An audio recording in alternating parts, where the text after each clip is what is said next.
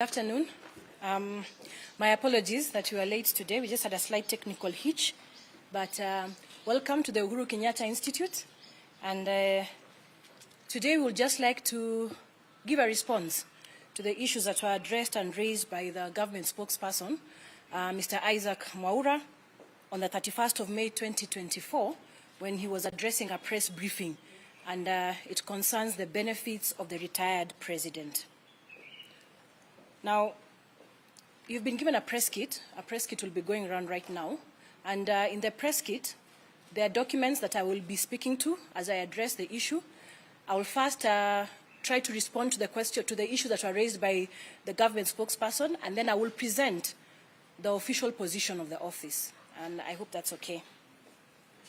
So, in his statement, Mr. Mwaura indicated that the former President Uhuru Muigai Kenyatta received a lump sum payment of 48 million shillings as gratuity. I would like to confirm that that is correct, that he did receive the lump sum, but I also want to emphasize that gratuity is an entitlement accorded to every public officer on the expiry of service or once their contract is done. And just to give but an example of a few is the former Chief Justices, all former members of cabinet, commanders of defense forces, that is CDFs, including the then Deputy President. He also received a gratuity, and including myself as a former spokesperson of State House. It is true that the former President is receiving his personal monthly allowances that are paid by the pension fund that is domiciled at Treasury, and he also has the medical cover. Now, on the issue of the retired president enjoying a fully furnished and maintained office space, as alluded to in the statement, this took us by surprise. Because it is public knowledge that State House has been very clear on the position of the office in Nyeri as the only office that the president should use based on the fact that the office has been bought by government. A position that was clearly articulated by the State House spokesperson, Hussein Mohammed, during a question and answer session when he was doing the press briefing of President Ruto's visit to the United States of America. So the statement that the former president enjoys a fully furnished and maintained office of his choice provided by government is incorrect. To date, the office matter has never been addressed and has never been resolved. But I would, however, want to note, and I'd like you to note that the office in Nyeri was selected by the former president, the late former President Mwai Kibaki, suitable for himself. Just a note that I'd like you to take. Then I would like to confirm also that the office confirms that the former president was indeed allocated vehicles for his personal use, and that is 2 Toyota Land Cruisers, like stated in the statement, 1 Mercedes-Benz, and 1 Range Rover that is in use by the former First Lady, Mama Margaret Kenyatta. The 4 Toyota Prados that have been mentioned are in use as follows. 3 are used by the security detail that was given to the president, the former president, and 1 Toyota Prado that is being used by the office, as well as 1 Subaru Forester. Now, what the government spokesperson did not clarify is that the vehicles allocated to the former president for personal use were not new. They were in fact the cars that were part of his motorcade when he left Kasarani during the inauguration ceremony. And this was agreed upon by State House, that the former president uses these vehicles on transitional basis as they begin the process of procuring new vehicles as stipulated in the Presidential Benefits Act. That is 2 new vehicles of the retired president's choice, replaceable every 3 years, and each car having an engine capacity not exceeding 3,000 cc's. 2 four-wheel drive motor vehicles of the retired president's choice, also replaceable every 3 years, each vehicle having an engine capacity of 3,000 to 4,000 cc's. Just a point of note as well, the late President Daniel Arap Moi and the late President Mwai Kibaki were allocated and maintained more than double the number of vehicles that have been allocated to the 3rd retired president to ensure optimum running of his office. There were fuel cards that were issued, and the fuel cards were given, as well as the maintenance of the vehicles, but that has not been done because the cards were blocked in the month of March 2023 to 3rd. to date, that is, I'll take that again. The fuel cards were given. However, they were cancelled and blocked by State House since March 2023 to date. There have been reports on some local dailies that stating that State House has undertaken repairs and maintenance of vehicles under the former president's office. That is incorrect. In fact, I want to say that I did receive calls from some journalists to verify incomplete forms provided by a State House official as evidence of services rendered towards repairs and maintenance. And despite my clarification, they still went ahead to quote these as valid documents of services rendered. And those copies of those incomplete forms you have in your press pack, you'll be able to peruse that. These forms, you'll see that they have the word approved at the corner, which is what was being used by State House to say that they have approved the services. That signature, I would like to clarify, ladies and gentlemen, belongs to the former State House Comptroller, that is Mr. Kinodhi Ambogwa, who is currently the AIE holder of the office of the third retired president. And those forms, or those requisitions, were not honored by the accounting officer, who is our accounting officer, that is the State House Comptroller. A complete requisition forms, just for your note, contains signatures and approval notes from heads of department. It is therefore the position of the office of the third retired president that the government of the day has not undertaken nor facilitated any repairs, maintenance of any vehicles under this office, neither have they fueled any cars under this office. As I finalize on the issue raised in the matter by the government spokesperson, the office still awaits the confirmation and communication on why they blatantly refuse to renew contracts of 2 professional staff members, the administrator, Mr. George Karaoke, and Mrs. Kanze Dena Mararo, who is the Director Communication. There is also the issue of unceremonious withdrawal and intimidation of staff via phone calls at midnight. We have provided a list of the complete staff serving in the office of the retired third president, and would also like to clarify that the list that Mr. Mwaura presented in his statement had the wrong tally. Those members of staff that were there were 32 and not 33, when the Act provides for 34 members of staff. At this point, ladies and gentlemen, allow me now to present the official position of the office of the third retired president of the Republic of Kenya. On the issue of the office, before retirement and during his retirement, the former President Kenyatta has been sought to undertake various international roles, especially within the region, in his capacity as a former head of state. And among them was his appointment as a peace facilitator by the East African Community Heads of State during the 22nd Ordinary Meeting of East Africa Heads of State Summit that was held on the 22nd of July 2022 in Tanzania, Arusha. These engagements necessitated that the need to identify and establish a suitable office for the former president to enable him carry out these roles and provide an operational base for various cadre of staff. Now, with no response from State House and a lack of commitment to finalize on the issue of the office space, His Excellency, the former president, identified a suitable office space, as you can see where we are, and went ahead to fully furnish and equip it from his pocket. A formal letter was written to State House requesting valuation of the office that was identified by the former President Kenyatta as suitable for him to carry out his duties. However, the office did not receive a response on the issue, and instead, the communication that the office received was via text message, by the then in charge, Mr. John Makumi.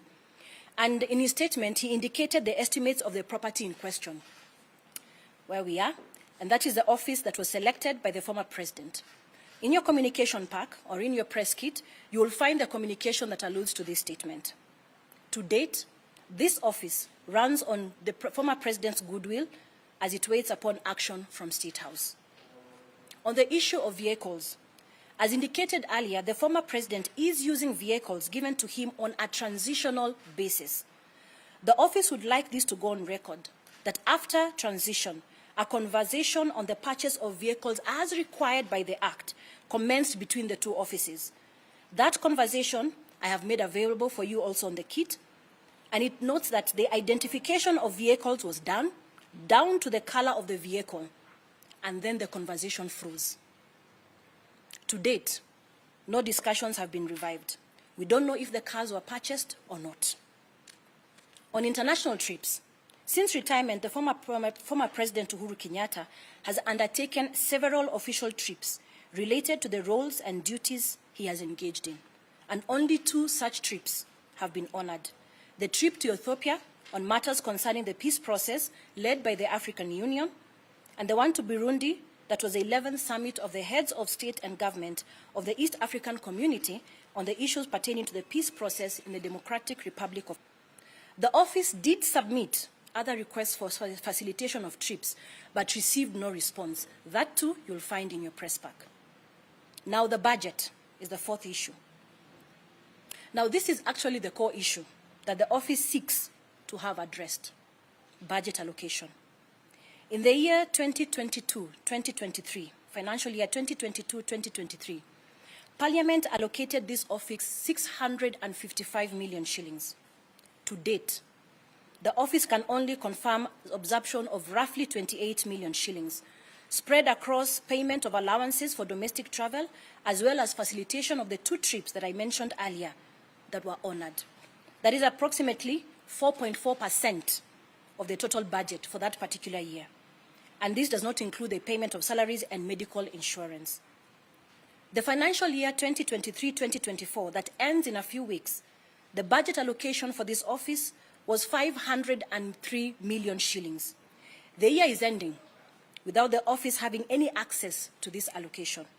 The total amount for the 2 years that we have not had access to this approximately 1 billion Kenya shillings.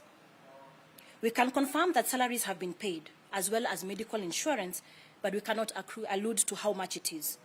Now, in the coming year, which is 2024-2025, the budget allocation is 579 million shillings. Well, the office waits with bated breath to see if this will be honored. You see, the quagmire that this office is in is that the office cannot substantiate what has been used and where the monies have been used, since several requests and attempts to get budget returns from the accounting officer, who is the State House Comptroller, have fallen on deaf ears. We would also like to distance ourselves from budget estimates tabled in Parliament.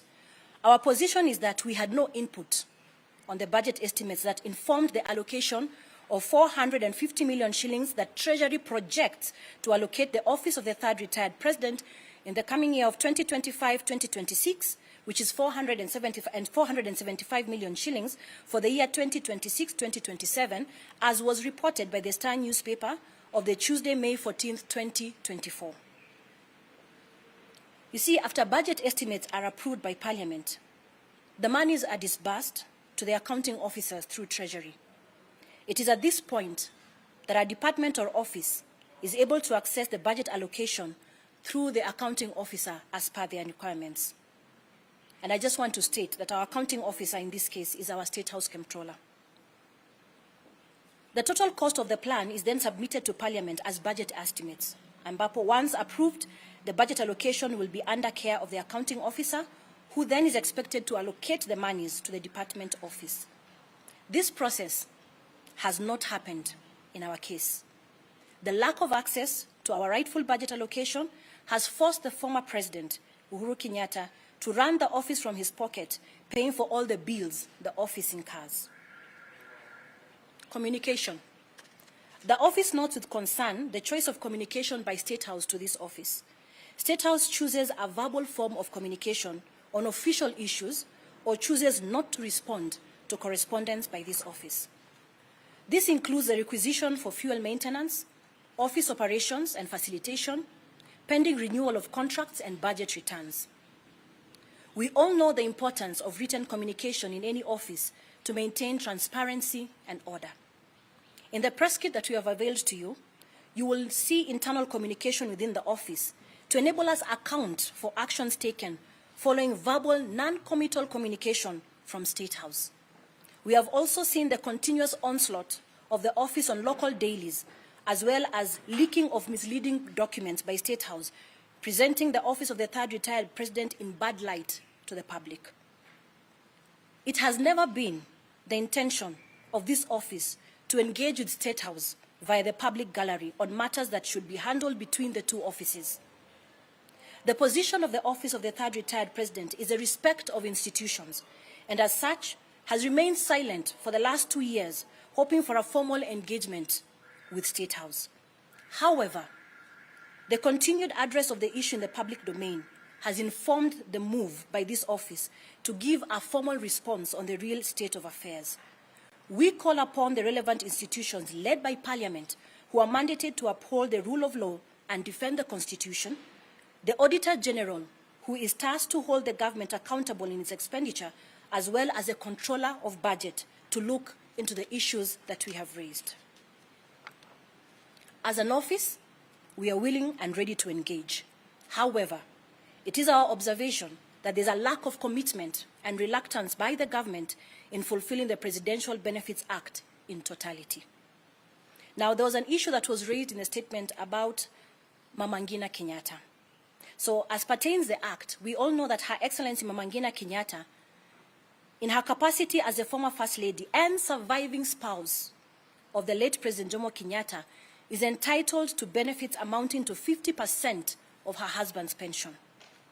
The 3 Range Rovers that Her Excellency Mama Ngina Kenyatta has in her possession were allocated to her by the late President Daniel Arap Moi and the late President Mwai Kibaki during their respective tenures, and replaced accordingly after every 3 years, that is. Now, clearly, the government spokesperson said that they gave her the cars, but clearly the government of the day has not provided her with any vehicles. In fact, we would like to clarify that on the 18th of July 2023, at 7 p.m., all her drivers and security detail allocated to her were withdrawn from their residences via phone. The claims in the media that personnel were reinstated is false. To cap it all, fuel cards for her vehicles were also blocked since March 2023 to date, and vehicle maintenance denied. She fuels and maintains these government vehicles, one of which has been unserviceable for approximately over 1 year. We do note that there are other beneficiaries of the Presidential Retired Benefits Act, which include the former Prime Minister, Right Honorable Raila Odinga, the first retired Vice President, Honorable Mudi Awori, and the second retired Vice President, Honorable Kalonzo Musyoka. We also know that the current Prime Cabinet Secretary, Honorable Musalia Mudavadi, was also a beneficiary of this office before his new role in the current government. While the picture painted by Mr. Mwaura of the government's commitment to support the office of the retired president in accordance to the law is the ideal situation, it saddens this office to inform the public that unfortunately that picture does not exist. And our worry as an office is a precedent that is being set by the government of the day. Their decision to blatantly ignore execution of the Presidential Act No. 11 of 2023 seems to open up a Pandora's box that will leave a retired head of state at the mercy of the government of the day. And as Martin Luther King Jr. said, injustice anywhere is a threat everywhere, whatever affects one directly or indirectly. So help us God. And we would like to clarify that this is not what we would want to happen. This is not how we would want to engage, because we respect the rule of law. However, any matters arising, we do acknowledge that there are officers concerned, and we do hope that they will be able to pick it up and rest the issue. I conclude my statement, and now I'll take in questions. Yes, sir. Yes, Justice.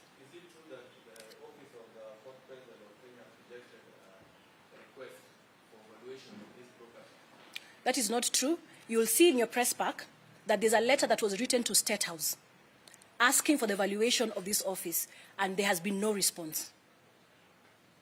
And is it also true that the office of the fourth president wants the government to pay rent for its private property? I think what we need to understand here is that the suitable choice of office, and I've explained to you what informed him to be able to use this office. And actually, if I may just add to that, is that the offices that are being used currently had to be taken over because what I've explained is that there were duties that needed to be taken over immediately. And despite our being able to reach out to the office of State House to be able to pay, or rather to be able to settle our office, has gone to deaf ears. The offices that we use are currently on that side where you've just, on the other side where you're from. Those used to be actually servant quarters that were converted urgently so that the office can be able to be in use. And finally, you said that your name, Kanze, Dena, Yes. and Yes. Yes. Your contracts are not renewed. Yes. So how are you earning your salary? That, You paid for by the corporate. unfortunately, we have not earned a salary for the last 2 years. Question. Yes. My name is Ken from Yes, Ken. Just wanted to know, in terms of the money the former president has spent from his own pocket, how Yes. much is it? Will you be able to quantify? How much is it now? And the issue of you're not earning a salary. Yes. So who's sustaining? I mean, you've got bills to pay. Who's paying for that? Let's talk about savings. That's all that I can say about it. So just talk about savings. And I'm not able to actually quantify on how much it is that the president has been able to spend, because that includes fueling, it includes the foods that we're eating as a staff, travel bills, all those things, electricity. So I'm not yet able to compound in totality how much that is, but it's a rough amount. I don't, Madam Wahu is our administrator, our personnel officer. Maybe she can be able to let that, answer that question. Good afternoon, everyone. We do not have an exact figure of. Currently, we do not have an exact figure of exactly how much that he has spent, but that totals to the transport bills, every travel that he makes, catering bills as well, and any other running, administration, operational running of the office. But you don't have the exact figure at the moment. But you require a refund if things go well. We have the documents. We don't have the exact, the right figure, but we have all the documentation with us. Yes. Yeah. I have two questions. Number one, do you feel that State House is frustrating this office deliberately? And number two, you have talked about amounts of money that she's supposed to have received from 2020 3. to 2023 up until now. Yeah. About 1 billion. 1 billion shillings. From as far as you know, is that money released from National Treasury and it goes back somewhere, or it was not released at all? Okay. From the understanding that I have, and which you can go back and clarify, is that once Parliament allocates the money, I think I've also read it in my statement, the money goes to the accounting officer. For this office, the accounting officer is the controller of State House.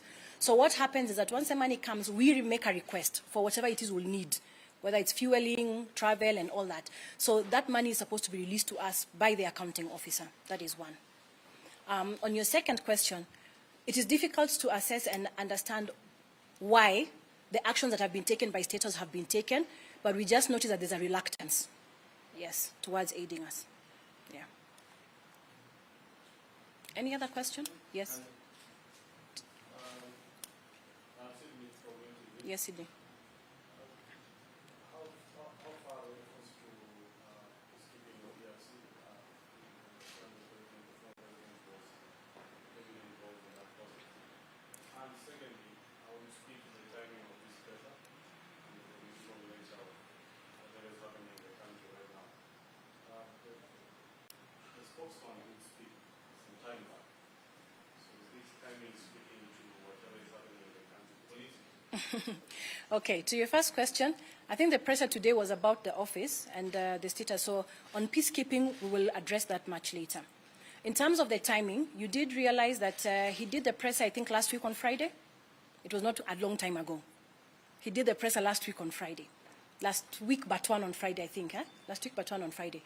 What we needed to do and why we took time was we wanted to ensure that what we are bringing before you is the true position and with evidence, so that we are not just alluding to a statement, but we want you to have the evidence so that you may be able to understand the correct position of this office and what we stand for and what we believe in and what is true, which is want to make it public.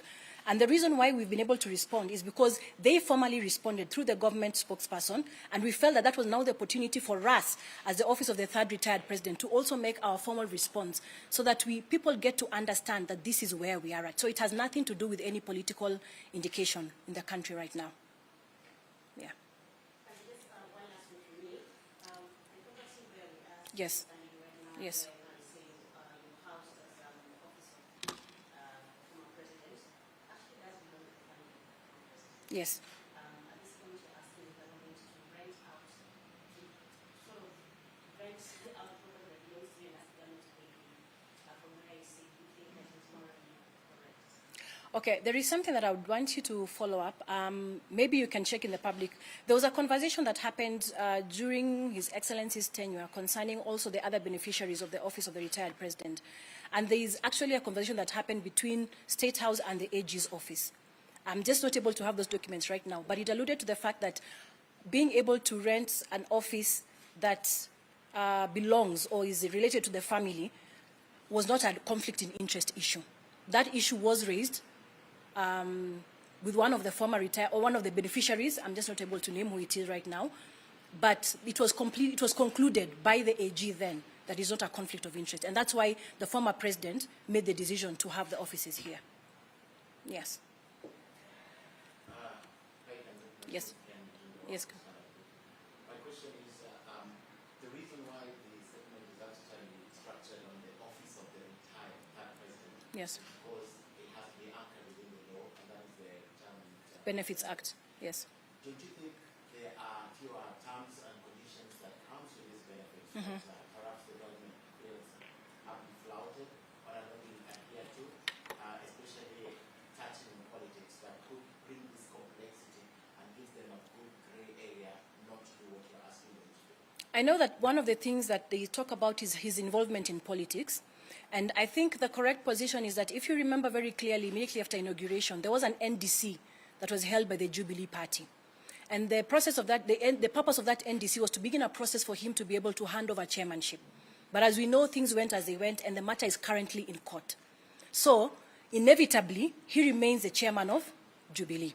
Inevitably, because he's one of the key, the Jubilee is one of the key parties of Azimio, he still remains in Jubilee. However, I think we can note anywhere that he has been inactive in terms of political activity. So I don't think that that should be a basis or a TOR that should necessitate the kind of treatment that the office of the retired third president is receiving. And finally, the level of the former president and the level of the current president, the difference is former and current. Yes. Has there been attempts directly by the former president to speak to the current president with a view of sorting out these administrative issues, or it's exclusively left to the office of the administrator? I think there's nothing that has necessitated there to be a conversation, because everything is, it's a rule of law. It's how things need to happen. It's the operations that would require for them to have a conversation. Yes. I just wanted to know, how desperate is this institution? How desperate are you? Because 2 years without the salary, It is that, by the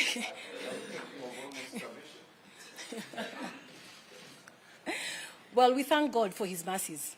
That's not where we are at right now. But actually, it's not fair. Let's just say that it's not fair for us to have waited for 2 years and going, and we still don't have an idea when that's going to end. Naam.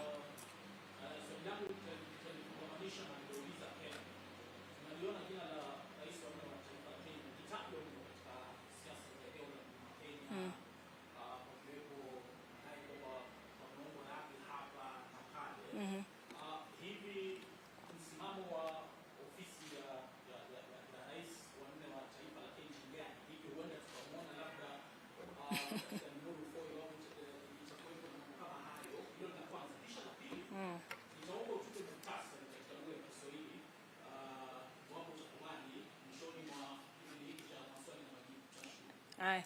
Kuhusiana na suala hilo la siasa, nadhani ameshaweka wazi na umeona kwamba katika matendo yake kwamba hajajihusisha vyovyote vile na siasa. Watu kumtaja, wangependa kumtaja, kuna mapendekezo, na ni mapendekezo tu yako humu ambayo hayana uhakika wowote. Kwa hivyo sidhani kama itakuwa ni sawa kuweza kumuunganisha na masuala haya, manake yeye mwenyewe hajasimama akaweza kuyataja kama mambo ambayo yanahusika nayo.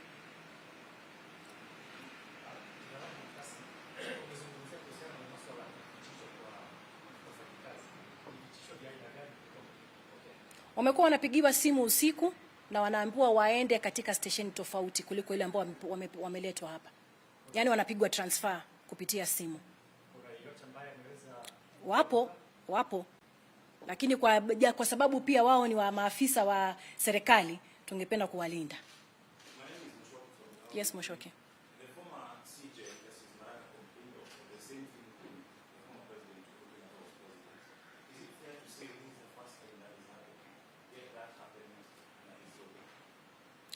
Sorry. Yes. Yes. The former, but you see, the Chief Justice is not part of the Retired President's Benefit Act. He's a public servant. His matters are handled by judiciary. Right? He was complaining of not getting what he deserved. Yes. But that's what I'm saying. Their benefits are under judiciary, not the Presidential Benefits Act.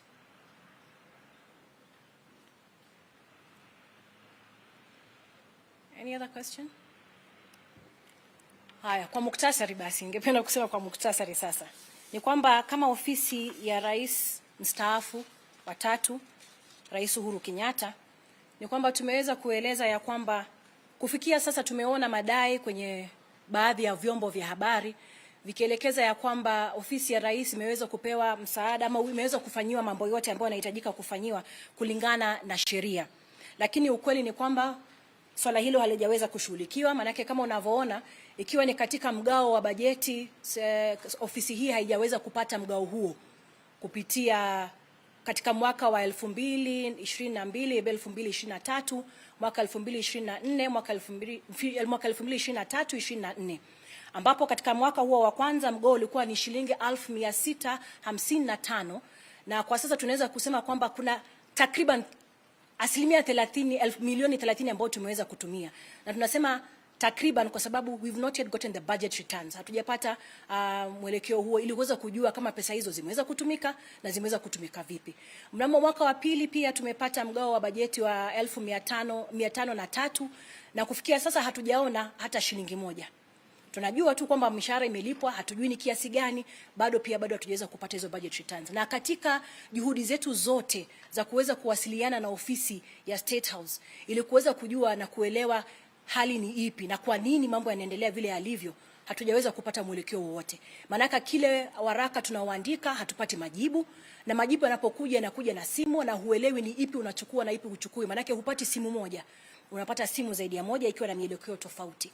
Kuna lile swala la magari ambalo lilikuwa limezungumziwa. Nimeweza kuhakikisha ya kwamba magari alionayo rais mstaafu kwa hivi sasa ni magari aliyotoka nayo Kasarani baada ya kuweza kupatiana wadhifa wa taifa la nchi, na ilikuwa ni maelewano kwamba aweze kuchukua magari haya kwa safari ya mpito ili State House ama Ikulu iweze sasa kuanza mikakati ya kuweza kumpa magari ambayo ameweza kupewa kulingana na sheria. Kwa hivyo litushangaza kuona ya kwamba wanasema wametupa magari, ilhali magari waliotupa sio magari ambayo yameweza kuelekezwa katika sheria. Na pia tungeweza kusema ya kwamba kulingana na ofisi hajapewa ofisi bado. Manake msemaji wa serikali alisema kwamba alikuwa amepewa ofisi yake ambayo alikuwa ameichagua yeye na ikaweza pia kupewa vifaa. Hiyo nayo nimesema sio kweli. Tungali bado tunasubiri kuona kwamba tunaweza kuwasiliana na Ikulu kuhusiana na swala hilo. Na pia katika swala zima la baadhi ya wafanyakazi ambao wanafanya kazi, tumewapa orodha hiyo kamili. Walisema watu ni 33 lakini watu ni 32, wakiwa wamesalia watu wawili ambaye ni bwana George Karioki na mimi Bi Kanze Dena. Karibu nijiite Bi bwana Kanze Dena. Na zaidi ya yote ni kusema ya kwamba sisi kama ofisi hatujapenda kweli kuweza kuzungumza masuala haya kwenye mhadhara. Tumejaribu sana kadri ya uwezo wetu kuweza kuwasiliana na ofisi hii kupitia nyaraka na hata kujaribu kutafuta nafasi ya kuweza kuzungumza, lakini juhudi zetu zote zimegonga mwamba. Na kwa sababu tuliona ya kwamba wameweza kunizungumzia swala hili kupitia msemaji wa serikali, ndiposa tukoona ni vyema nasi pia tukaweza kusema ni kipi ambacho ni cha haki na ni kipi ambacho ni kweli. Na tumeweza pia kuwapa baadhi ya nyaraka ambazo tumeweza kuandika na masuala mbalimbali ambayo yameweza kugusiwa na msemaji wa serikali, kueleza ya kwamba hivi ndivyo hali halisi ilivyo. Na hatungependa pia kuendelea kuzungumzia masuala haya sana, manake zipo ofisi ambazo zimewekewa zina juhudi ama zina kazi yao kuu ni kuhakikisha ya kwamba masuala kama haya yanaweza kushughulikiwa. Ingekuwa ni pendekezo letu sisi kama ofisi kwamba ofisi hizo zingeweza kushughulika na masuala yote yangeweza kupelekwa kwao ili kuweza kuangalia ni kipi kile ambacho kinazuia uwajibikaji wa serikali kwa ofisi ya rais mstaafu, Rais Uhuru Muigai Kenyatta.